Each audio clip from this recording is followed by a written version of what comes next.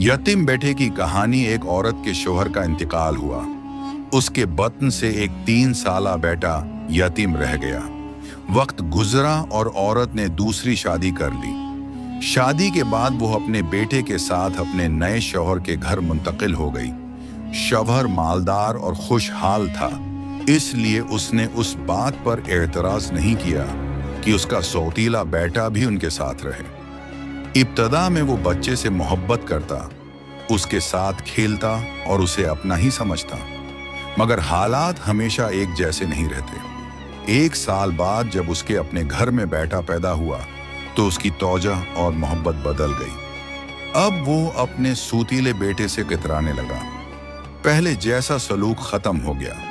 अब उसका दिल सिर्फ अपने हकीकी बेटे के लिए धड़कता था।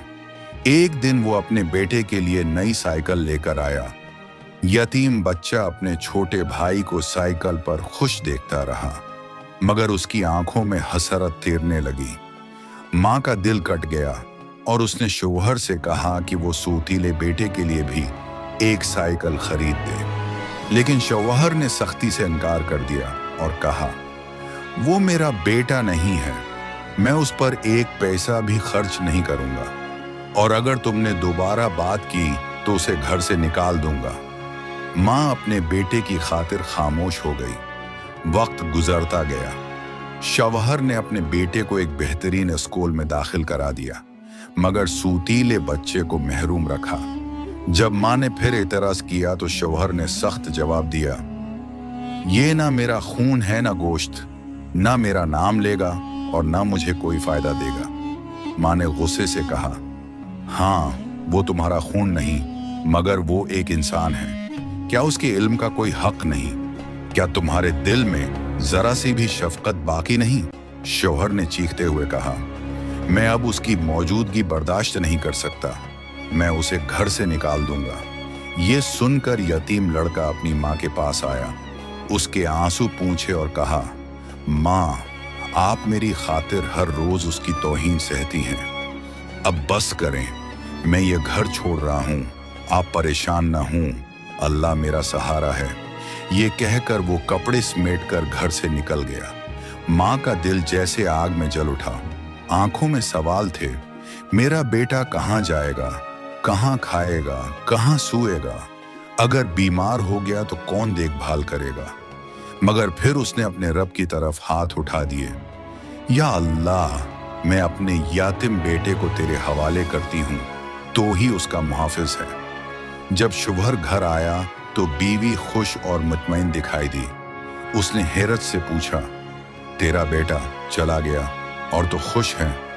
बीवी ने मुस्कुराकर कहा, मैंने उसे इस जात के स्पर्द किया है जो सबसे बेहतर हिफाजत करने वाला है। शौहर तंजिया हंसी के साथ बोला, दुनिया में भूखे पर कोई रहम नहीं करता, लगता है तुमने अक्ल खो दी है।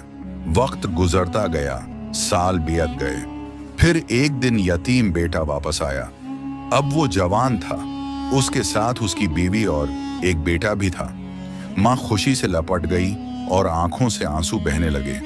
माँ ने हैरान होकर पूछा, बेटे, ये सब कुछ कैसे हुआ जब तुम्हारे पास ना पैसे थे ना सहारा? बेटे ने जवाब दिया, माँ, अल्लाह ने सब कुछ कर दिखाया। मैं जब घर से निकला तो भटकता रहा, आखिर एक गांव की मस्जिद में पनाह मिली। वहां इमाम साहब ने मुझ पर रहम किया।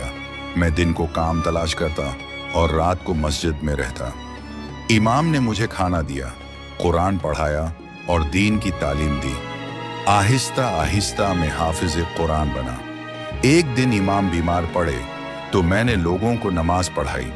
इसी दिन से लोग मुझे पसंद करने लगे, वो मुझसे मोहब्बत करने लगे और मुझे इमाम बना दिया।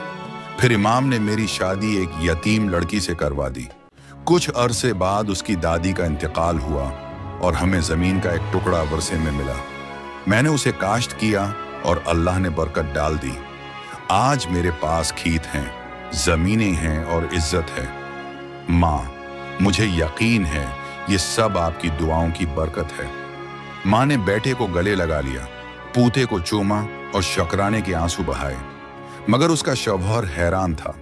उसे यकीन नहीं आ रहा था कि वही यतीम लड़का जिसे वो घर से निकाल देना चाहता था, आज कामयाब और इज्जत वाला इंसान बनकर लौट आया है।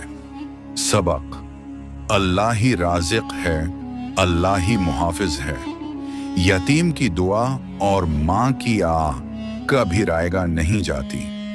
अल्लाह जिसे चाहे इज्जत देता है और जिसे चाहे बेहिसाब नवाजता है।